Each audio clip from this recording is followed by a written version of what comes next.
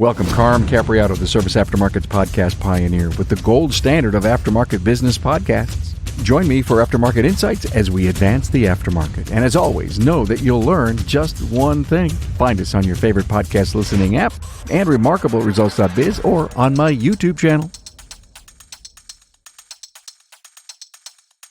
Hey everyone, Carm Capriato, Remarkable Results Radio, here at the MAX 2024 44th Annual Training Event in Orlando.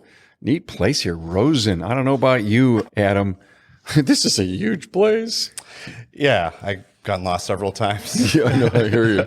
And there's a few shortcuts in here that I have to learn, but we're here for 3 days. Lots of things going on. 35 speakers, 70 hours of mobile AC and vehicle thermal management training. We have had a plethora of different interviews that we've done here today. We're taking back so much information. Air conditioning is on almost every vehicle that I know known to man and on our homes and everything that we see and touch. And I've had a new appreciation for the technology that it takes and the commitment that so many of the people that are here, not only in the manufacturing side, but all the educators and all the shop owners that are here and all the OE people that are here. I'm with Adam.Kimmel. That's right. He's from Koura. And he said to me off record, he says, "Carm, I'm a chemical junkie." And I said, well, let's set that up in a very professional way at the beginning of the show. And I walked by your booth and I saw all these jugs of stuff. Yeah. So you make the stuff that makes the car cool. Well, exactly. And there's a ton of chemistry that goes into that. And so I think the more you understand about the chemistry and how it works, the better you can solve the problems about cooling passengers and then ultimately thermal management in the vehicle. Okay, let's start with sperm and egg, okay? Fluorine. Yeah. Right at the beginning of life, he's telling me about, we mine fluorine. And I says, so what's that got to do with refrigerant? Yeah. Well, it's a good story. I mean, Koura we have the largest fluorine mine in the world, I believe. So fluorine is central to what we do. We're vertically integrated. So we've got the raw material up through now the end products. And so for many years, under various name incarnations and changes, we've supplied various steps in that supply chain. So the fluorospar material comes out of the mine. There's acid spar that we supply to different customers. And ultimately it's made into refrigerants. So a few process steps later, the mine is a heck of a thing to see. I had the chance to go to it when I was in Mexico. It's right in the geographic center of Mexico. And it was about 300 meters underground. I think we went around and around deep into the mine to see where they were actively mining this fluorine. So it's in rocks. You're pulling up rocks. It is. Yeah. It's attached to, I think, some calcium material inside the mine. So it's really, that's where it comes from in the earth. What does it take to get the fluorine out of the rock? Well, to get it off the rock, there's some blasting that goes on, right? Okay, I get that. Yeah. And then there's a ton of post-processing, and won't try to go into every single step, but certainly huge plants and steps and processes that go on between that rock collection and the refinement to get the end product that eventually gets made into the refrigerant. And a lot of other things. For sure. Yeah, there's different reactions and things that go into it depending on what the end product is that you want. You told me you said hydrogen fluoride yesterday as we were kind of doing our icebreaker meeting to figure out what the heck and what can we talk about? And oh my God, wait till you hear the rest of this episode. But hydrogen fluoride, is that anything to do with our teeth? Well, yeah. I mean, the fluoride is in toothpaste. I'm not sure if I don't think it's the same exact composition. It doesn't come from fluorine. Well, it does, but it's a different form. So the hydrogen fluoride is an acid. It's I think it's considered a weak acid, but it's very powerful. And so that material is used to make many things. So it's one of the byproducts of the mine extraction process, and then it gets sent around to make refrigerant. So interesting. And I find this fascinating because I am a perpetual student. I love to learn this stuff and how much of it's going to stick in my mind so that I could maybe repeat it someday. I was talking to Adam and he was talking about, but thermal management fluids is what you guys are about, right? Yeah, that's really the center of what refrigeration has become in the mobile industry. And it was how to keep passengers cool for many years. But then with all the inventions and heat pumps and other things coming, it is less about refrigeration and more about thermal management, the efficient movement of heat around the cabin. There's a battery in there that'll need cooled eventually. And there's just different sources of heat in the vehicle that get used and transmitted and transferred in different forms to make the processes as efficient as we can get them. Are you working with manufacturers and with SAE? I mean, how connected are you to learn what needs to be done, what challenges that we have, and then you go back to the brainiacs, the chemists, and say, hey, let's try this? Yeah, that's exactly right. It has to be safe and better than the incumbent materials. So we're very closely involved with the SAE and the automotive OEMs. Have you seen the future of refrigerants? I think we may have. I think we know what's coming, right? I mean, it's all about improving global warming potential. So years ago, there was a Montreal protocol that was around ozone depletion. So the concern was that the chlorine that was in the refrigerants was depleting the ozone. So you may have heard years ago, there's this hole in the ozone. Oh no, what do we do? And so then that meeting and agreement was ratified, and then countries signed up to say, all right, well, we're going to get rid of chlorine in refrigerants. So they moved from chlorine, CFCs, chlorofluorocarbons, to hydrofluorocarbons, HFCs. So these are fully saturated, non-chlorine containing materials, extremely stable molecules that don't hurt the ozone. And over time, that ozone has repaired itself a little bit.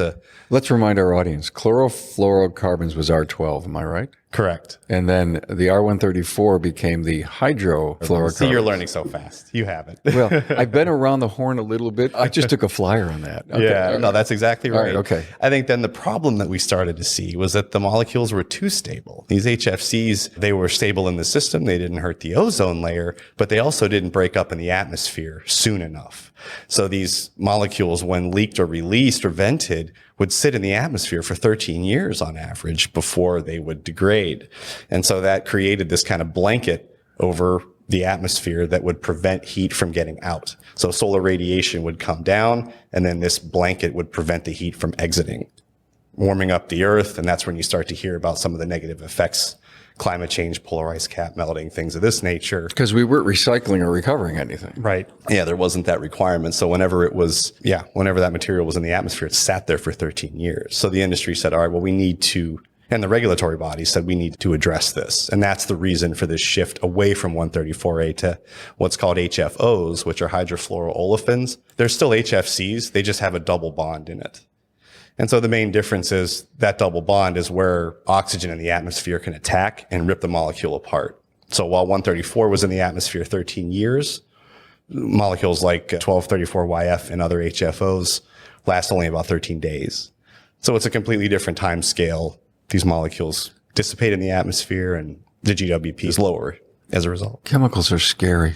They're confusing, I think. And yeah, the lack of understanding sometimes breeds some fear, but that's why it's good to learn. I mean, there's information that you hear from different sources, but we believe it's just good to teach and educate where possible to demystify it. You told me that fluorine is being vilified, but what's it have to do with the EV lithium battery? Well, that's a separate one. So fluorine is essential, right? In many ways, it's the highest composition component in the lithium battery. It's in propellants, it's in foams, firefighting agents, in addition to refrigerants and thermal management. So it is an absolutely essential material in everyday life. So to take it to its limit of get rid of fluorine would then prevent some of the progress in these other segments that we're seeing. So it's to make fluorine the enemy we don't believe that's anywhere near what let's just work with it, respect it, treat it right. Yeah, exactly. Understand what it's for and how to use it. And in fact, the natural refrigerants that you hear about sometimes, like CO2 and propane and ammonia, these were some of the earliest refrigerants. Yeah. But each of those has a fundamental flaw. So CO2, as an example, operates at a very high pressure to get the performance that we need. It's called a transcritical system, where it's above the critical point of the vapor dome. And propane, as we know, it's a hydrocarbon, so flammability is there. It's a concern. So with that, there's a limit to how much charge you can put in and how much refrigeration capacity you could do as a result. And ammonia has a toxicity issue. Well, we need to do something here. The refrigerant selection went from whatever works to, okay, we need to protect safety and toxicity and flammability. So as you do that, when you look at the periodic table, the scientists said, all right, well, how do we do that? What elements could we use that we're not using? What building blocks do we take? And what they concluded was, as you move up and to the right on the periodic table, things got better from both a flammability and a toxicity standpoint. And the element that's on the top right that isn't one of the inert is fluorine. So fluorine's sitting there and chlorine's right below it. And sure enough, when we looked into making refrigerants there, the toxicity and the flammability improved. Wow, it has a happy home there, huh? It does, Top yeah. I never knew that. Yeah, Top right. Huh? fluorine's the most electronegative material, so it's very stable with hydrogen. Yeah, it's a great molecule, and it delivers these benefits that the industry was looking for. So what's the challenges in the future in these EVs? And I know heat pump, we've been talking about that here for 2 days, and that we've got to heat the battery and then cool the battery. There's so many different things.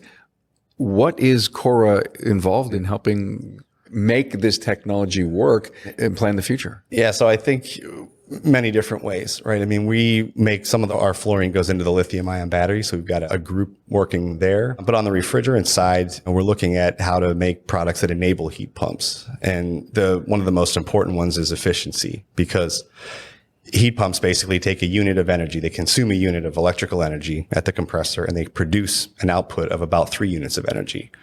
So you eat 1 and you get 3 out. It's great. So how can we make that efficiency as good as possible? Because when you improve that efficiency, it goes directly to range. So you're talking about a chemical that would do the transfer of the energy? Right, exactly. Okay. Yeah, so when it's bidirectional, so when it's warm outside, then it cools. Well, yeah, it cools where it's warm and warms where it's cool, depending on what the needs are. Yeah. So the refrigerants we found that with all the different constraints and regulations, that our point of view is that a single component really can't do everything that is needed anymore. So we know that fluorine is essential. We know that what the constraints and regulations are going to say. And then it's a matter of, well, how do we develop a combination of these building blocks, so to speak, to deliver the best performing heat pump system we can get? If you went to Apex 2023, then you realize the incredible commitment that Apex has to the service professional shop owner, technician, and service advisor. Joe's Garage is your place to hang out with 10 working bays and real live working conditions. Also, the best tech companies, from tools and repair to management software, had their latest and greatest on display and demonstrated for you. You also attended technical and business management training with the industry's best and brightest trainers, coaches, and teachers. Work is underway to make next year's Apex 2024 have even more product demos, trending training, marketing, and social media support to help you grow your career, sales, and profits. Remember, if you earn your living in the service aftermarket, then Apex is the expo for you. Continue listening, and we'll bring you the latest from Apex 2024. Save the date, November 5th through the 7th, 2024.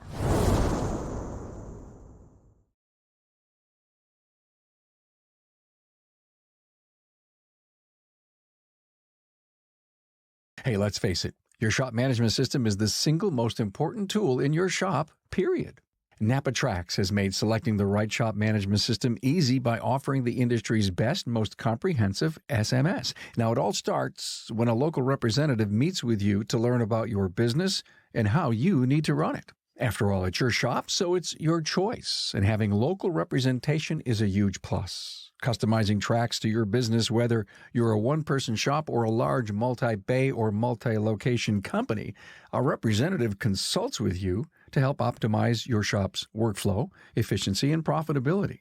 Trax always has the flexibility to do business how you need to do it, which means it can also grow as your business grows. And unlike the other guys, will be there for you after installation with the best training and support in the business. Yes, a learning management system tailored to each role in your company.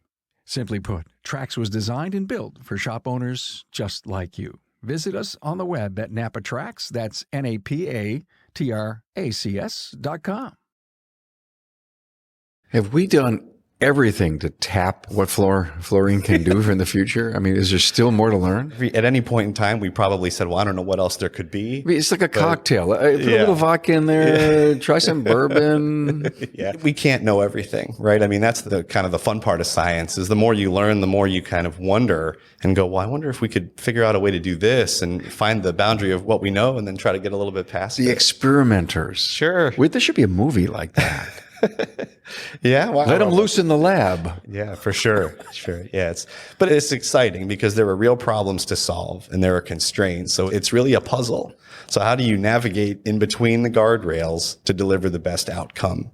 And I think that's where having a bunch of different points of view, a bunch of different options for that is really the fun part. So the people on the floor at the show here, what are they talking to you about? Well, really, it's just understanding what the heck these regulations are doing. Sure. Because they're changing so much. And so what they want to know is the response to the signal. So when a regulation changes, what does that mean?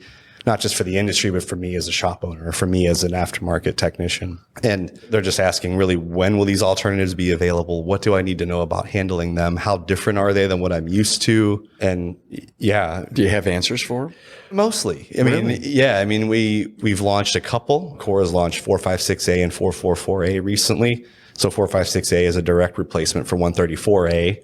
So that's the one where, if that availability becomes constrained because of the regulations, then you can just drop 456 in there right away. And 444A is a direct replacement for 1234YF systems. So it's an A2L, but the system architecture can stay the same. And there's actually a performance benefit with 444A. So we're trying to. Do you work with some of the recyclers, the machines that are hooked to the car? I mean, can all of the stuff that's coming out new work in these current recycling systems that we have? The systems, yes, but there's going to have to be guardrails and definitions around how we do that. So what we recommend is to have dedicated machines for each refrigerant to make sure that you keep things straight. Best practice is to pull everything out of the system and put in fresh per service. Man, can you imagine the equipment that you'll need in the future to handle 25 years worth of thermal management? Well, and as more options come about, more equipment will be needed. And so that's why it's critical to partner as an industry. I mean, it can't just be us developing refrigerants and then telling someone about it. It's got to be, okay, here are the things that we're thinking about. What problems does that create for the machine manufacturers and for the identifier manufacturers? And how can we help make your life easier while we develop these solutions? And then the industry kind of selects based on what the options are available. Anything to do with safety, just being careful handling this product, or is it all just so sealed and non-exposed that you don't really have to worry about that? Yeah, I mean, safety is always a concern, but the way that we've addressed it historically is to partner with the EPA for SNAP approvals. So there's the significant new alternatives policy program where you can apply to have a refrigerant listed for a given application. So for mobile, as an example, you apply and say, here's a refrigerant. We want you to consider it to recommend for use in its application. And as part of that process, there's a detailed risk assessment that's done and an evaluation by the EPA to say, yeah, we're comfortable listing this as a safe alternative. It's predicated on the OEMs and the manufacturers and the other component suppliers to make sure the due diligence is done so that it's safe for consumers to use. But as far as the risk assessment in terms of leaks, in terms of the handling, toxicity, if it's SNAP listed, that risk assessment has been done. And so consumers can feel comfortable that this is a safe, good product to use. Are you in sales or training for Koura? I'm in business development. So okay. I was an engineer by degree. See, because I was wondering how you got so smart. So you're an engineer. The engineering training is what does a lot of it. But I think understanding how the systems work, understanding the constraints and things are the first part, but then explaining these in a way that's... and you've done that well here. Well, we're trying. I mean, there's a lot to unpack, and there's sincere questions that people want to know. And so we try as best we can to be transparent with them. I mean, we say what we know, we say what we don't, but what we're working on. And our approach has been just to be a partner. I mean, we try and be open, transparent, and collaborative with everyone, right? There are competitors that are working on similar products. You know, what I find fascinating is you riddled off 444A, 456A. Is that a universal number that SAE would assign to it, and then everyone goes and works on the same formula? All the competitors? No. So the formulas are assigned by ASHRAE. So there was a meeting a week ago, end of January. So it was just a few days ago. Sorry, it was like the 22nd or something like that in January, where the different applications come in, and then there's a formula presented. And if ASHRAE agrees, they assign a number to it. And that number is tied to that molecule. So then sometimes you see letters after the blend names, right? Yes. So you see 444A, 456A. In the future, you could see 444B or C. So what that means is the number is tied to a set of constituents. So 444A, as an example, has 1234ZE, it has R32, and it has R152A as part of the blend. If you change the composition of those three materials, the letter changes at the end. So it'd be 444B. So those letters denote a composition of those three constituents. Okay. Big question. YF. At the end of 1, 2, 3, 4, YF. There were that many iterations of that formula?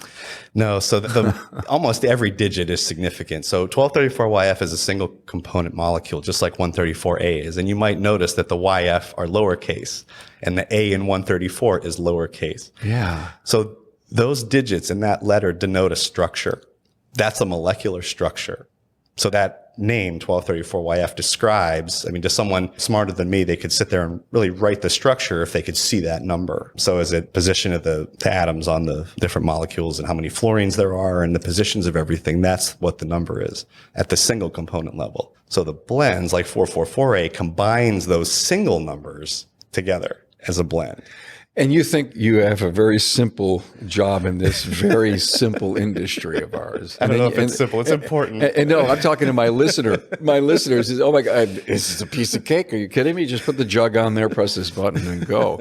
And not necessarily thinking, my brain's fried. It's been a Swiss cheese week here listening. I'm thrilled we could bring this information to the industry. Yeah, great. But it stops me to respect all that it takes to do everything that we sometimes take for granted, Adam.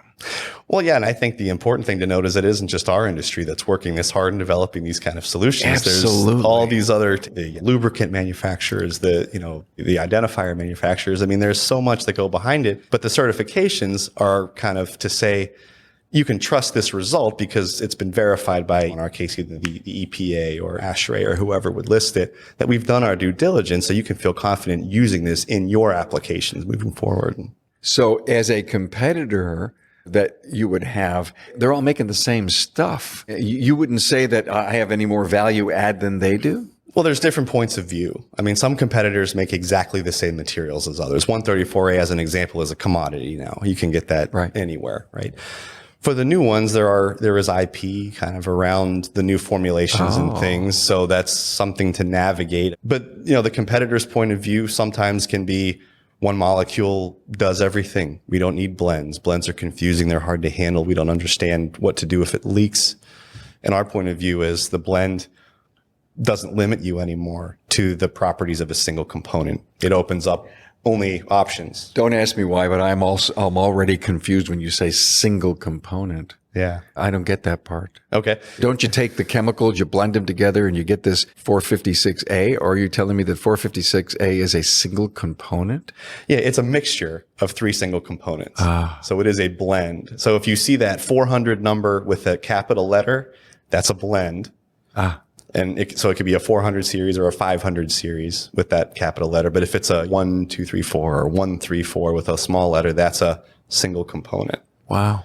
Yeah. So there's no easy way to explain that. That's just. Guess what now? We all have an idea. That's not a branding thing. That's a chemical thing. That's right. And the names do seem, why would you come up with this letter combination and number combination? Yeah. And what's the next one going to be? It'll never be letters. It'll never be X, Y, Z anything, will it? Not in the front. No, it has to be, the numbers denote the structure. But I think once you realize that, okay, well, there is this reason behind the naming nomenclature, it gets a little bit easier to, and you can Google, right? I mean, what does that structure look like? And how do you tie the characters in the name to a structural property? Cool. Please go Google this. Oh, yeah. I mean, that's Please go Google this. The R, what's the R in front of me? Refrigerant. Hello. That's the easy one. And one answer. Yeah. A one-word answer. One-word answer. That's the application. What else should we know? You want to tell us? Well, I mean, I think there's different points of view out there on just blends. And I mentioned some of them, but there's this principle about refrigerant glide. Also, if there's a leak, refrigerant glide. Yeah. So what that means is, so for a refrigerant that starts with a 400 something, the different blend components boil at different temperatures. So the one that boils the coldest comes off first and so on and so forth. And there's concern over, well, how do you know what the composition is if it leaks? Because isn't the one that's going to boil at a colder temperature going to leak first? And the answer is, well, in theory, sure. But I think in practice, what we've seen through testing is that before performance and even the composition appreciably changes, you need to have a bulk leak of around 25% or some amount that you would really notice in performance. Okay, the air isn't cold anymore. What's going on here? Well, there's a significant system leak at that point. The concern over what's the composition of a blend like this really is more technical than practical. So that's a big one that we like to talk about. And that glide is a temperature difference between the boiling point of the highest boiling one and the lowest boiling one. So that's the range of boiling points. It's a glide. It's a glide. Yep. So as the boiling happens, that boiling point changes from one temperature to the other. Yeah. And so the concern over that would be, well, how do you control the system and to make sure that your set points and things are right for your superheats and subcools? And like anything, it's an opportunity. It isn't trivial, but it also isn't prohibitive. Having a glide encourages the use of more blends. It gives you more options to use. And in the case of automotive, glide can actually help because the pressure drop of those automotive heat exchangers that tend to be kind of small work the fluid really hard. So glide can actually counteract that pressure drop to protect your performance a little bit. So it can be a good thing. A wider gap, you mean? Yeah. A gap between the high side and the low side. Right. Yeah. So that's your cooling capacity. A bigger glide. Yeah. So you don't want the glide to be huge. I get it. But there's some benefit. Yeah. So I mean, in an ideal system, you would look at the pressure drop of the evaporator and go, well, if the glide can give us the temperature difference that's associated with that pressure drop, our performance is ideal. And the customer comes in and says, I just want my car to be cold. Right. And so then it's our job to develop the refrigerant that'll do that for them. And to have the brainiacs out in the bays to fix it right. And to me, to understand actually everything that they touch has so much science behind it, so much manufacturing behind it, so much fluorine behind it. Yeah. It's the result of years and decades of R&D and improvement and regulatory progress, I'll say. I mean, we've learned that GWP is a problem. Now we're working to solve it, just as we did with ODP, years ago. So as we learn more, we adapt, we solve the problems, we develop new solutions, and the performance of the vehicles improves as a result of that. If efficiencies go up, mileage goes up, right? Your EV battery range goes up. So efficiency is becoming a critical part of all of this. That's another point that maybe I wanted to say was that, well, some natural refrigerants like CO2 have a GWP of 1. So 444A, as an example, has a GWP of 93. It's almost 100 times more. So a logical question could be, why would I move to a GWP that's higher than something else? And the answer to that is that efficiency point. So at some point below 150 GWP, efficiency starts to overtake GWP in terms of the life cycle carbon footprint. So if our goal truly is minimizing atmospheric carbon, we have to consider efficiency as well as the scope 1 and 2 emissions in terms of what that actual footprint looks like. GWP, a critical component of that. It can't be 1,400. It can't be thousands. But once you get down to that small sub 150, the efficiency starts to have a more pronounced effect and even overtake GWP as the driver. Okay. So hopefully that was clear. I understood everything.